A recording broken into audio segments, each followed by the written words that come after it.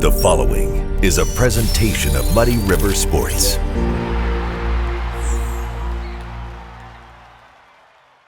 Quincy High School carrying an unblemished 8-0 record into a Western Big Six clash with Geneseo, a pair of top contenders in the league, and it was a bit of a slow start for the Blue Devils.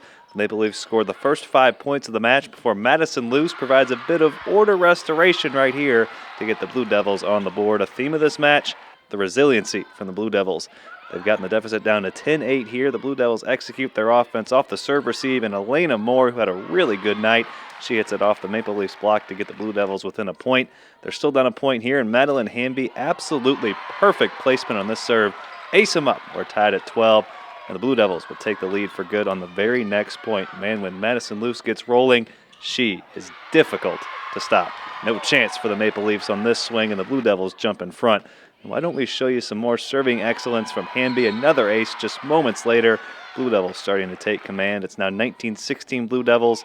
When they get their serve-receive offense going, they are dangerous. This time Hamby sets up Lena Bunty for the kill. Big swing right there to push the lead to 4.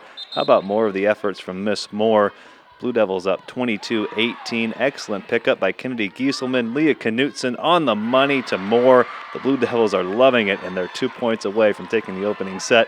Things will get a little tighter. Geneseo got it to 24-22, but this will be the final point of the set. Not an A-plus swing from Alyssa Farlow, but it's off the Geneseo block and out, and a fantastic first set comes to a close with the Blue Devils having the upper hand. But like the first, a bit of a sluggish start to the second stanza for the Blue Devils. But not until Farlow has something to say about it, letting her play do the talking. She drives a ball right through the Maple Leafs block. Careful there, Madison, on the celebration. The Blue Devils crack that goose egg. They're still down 7-4, however, until Knutson gets in on the serving fun. The Blue Devils served really well on this night. The ace for Knutson cuts into the Maple Leafs lead. Did I mention the Blue Devils served really well? How about Bunty with a little ace of her own? This makes it 11-10 Geneseo. They're still down 1 here are the Blue Devils, and this time it's Bunty rising high at the net and putting the ball down to tie it.